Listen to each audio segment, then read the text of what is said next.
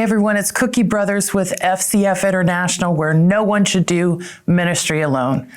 As ministry leaders, we're always looking to grow in our leadership capabilities, but sometimes we can be self-limiting with our thoughts and feelings of insecurities in some area that we might see as a weakness.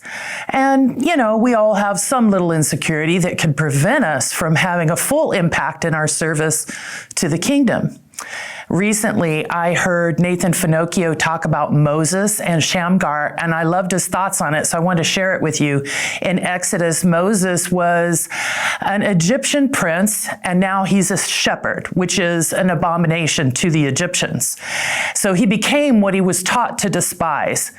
And God shows up and says, tell Pharaoh to let my people go.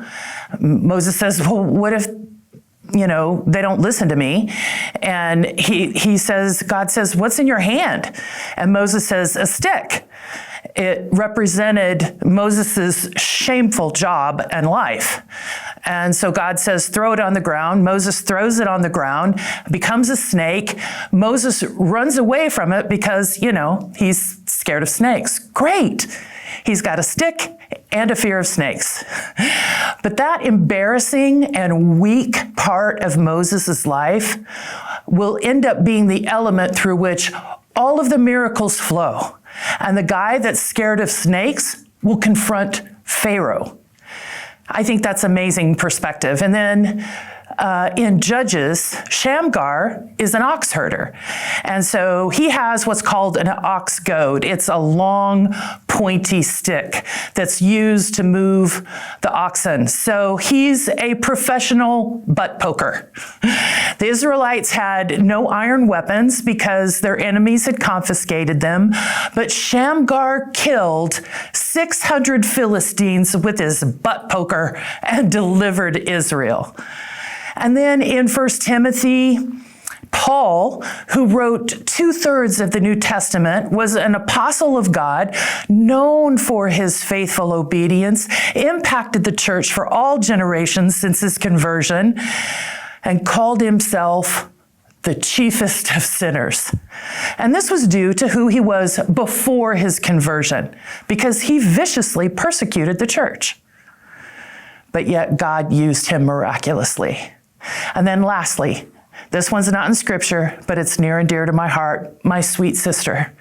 She was born prematurely without any eyelashes, eyebrows, body hair on her head, but with a large red birthmark that covered her entire left cheek below her eye. And she was embarrassed about it. But what was an embarrassment and point of shame for her at one point in her life? As she grew, she used it to engage people and not let anyone ever feel left out or awkward. She was funny and warm and welcoming. And that thing that she and these others we talked about were embarrassed about, God used for his glory.